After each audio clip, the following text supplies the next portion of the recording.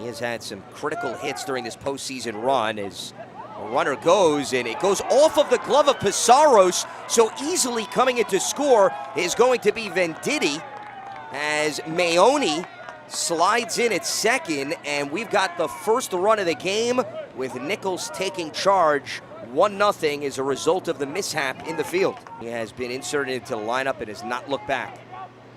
2-1 pitch, a grounder up the middle into center field for a base hit. 1 run will come in to score. They're looking for another. It's a 2-run single off the bat of their leadoff hitter, Joey Irizarry, and St. Francis Prep seizes control, moving in front 2-1. It's been costly. And the 0-1 pitch is hammered into the gap in left center field, and that is going to drop in and roll all the way towards the warning track. 1 run comes in to score, and another will follow. It is a bases clearing 2-run double for Mateo Grasso. And the runner goes, the throw is cut off, and let's see a rundown here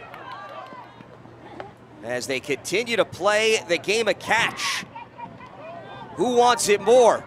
Back and forth we go, and then finally a tag at home by Gordon as Grasso is thrown out for the first of the inning.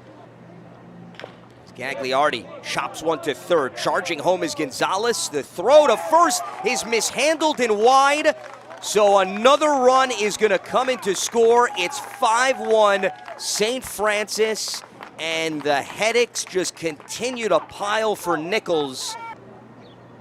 As Grasso lifts one into the gap in right center field, and that is going to drop into no man's land.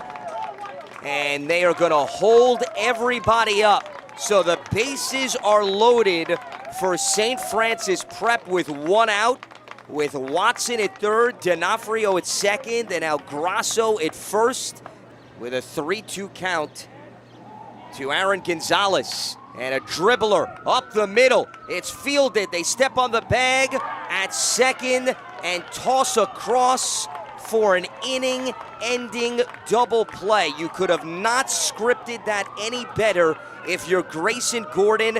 The bases are loaded, and you clean it up thanks to your defense. A single in the second, flied out to center in the first. And that ball gets away. Heading home is Gagliardi. The throw to the plate, not in time. And another insurance run comes in. It is 6-1 St. Francis Prep, and the Terriers continue to capitalize off of every mistake by Nichols this morning. He's been with the program for 12 years, taking over for the late, great brother Robert Kent, who passed away last summer. This is popped up, and it is going to drop in, and it'll be a fair ball. So how about the fortuitous bounces off the bats of Nichols this inning as Cody Kipler just drops it into the Bermuda Triangle, and the bases are loaded with nobody out thanks to the 7th, 8th, and 9th hitters in the lineup. Team leading 13 RBI. To add more as he slices one deep down the right field line. That'll drop in. 1 run will come in to score. Another is going to follow. They're looking for 3, and heading to third is going to be Venditti. A bases clearing triple. And we've got a new ball game. It is 6-4 thanks to the top of the order. The first 4 batters have arrived safely here in the 5th, and Nichols is knocking on the doorstep. So he is looking for his first hit. This was the top hitter average-wise entering this game. He was tied with Venditti in RBI, and he's going to add to his tally.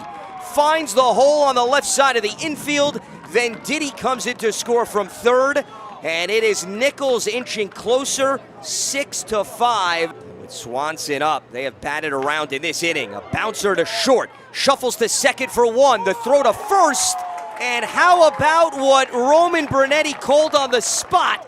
An inning-ending double play to wipe out the base runners and keep this a 6-5 affair. Defense all over the place, delivering for the arms, and the latest coming from the Terriers as their infield goes to work solving the equation 6-4-3. The 1-2 pitch is lofted into left field, and that is going to drop in. 1 run will come into score. We're tied at 6. Sliding in at third is Kipler, and in at second is Bernardoni. An RBI double to add to his RBI single. This game is anybody's right now. As Watson gets ready to dial up another 1-2 offering, and a line drive into center field. Kipler comes in to score. Bernardoni is going to hold up at third. It is a game-changing RBI single off the bat of Trent Ruffalo. And they have now taken the lead, Nichols, 7-6, with a pair of runs coming into score in this frame. Connor Maone now in the box, a grounder to third. Fressel off the bounce is going to make the out. A great recovery by the man that came in to replace Watson at the hot corner, hooking up with Aaron Gonzalez to keep this a 1-run game. The payoff pitch, and a ground ball through the hole. Burnt stops it, throws to first. He records the out, but a run comes into score on the RBI ground out off the bat of Valoris. Gonzalez crossing the plate, and we are tied at 7 with 2 outs. The 2-2 pitch, and a swing and a miss. Dom Bernardoni leaves the bases loaded stranded as he gets D'Onofrio to swing and miss and keep this game knotted at 7. Game-winning run is at third with 2 outs for Kipler. And the 1-2 pitch blown by him for out number 3. Alan Watson strikes out the last 2 batters of the bottom of the 7th, keeping the runners stranded at second and third. The 1-2 pitch, a ground ball over the head of Watson into center field. Rounding third is Ruffalo.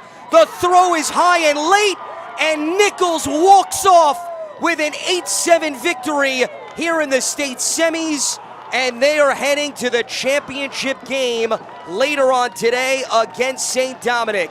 They trailed by 5 runs early, and they put on their rally caps to pull off a remarkable comeback. The team from Buffalo is still breathing, and they have a date with the Bayhawks later on this afternoon here in Queens, New York.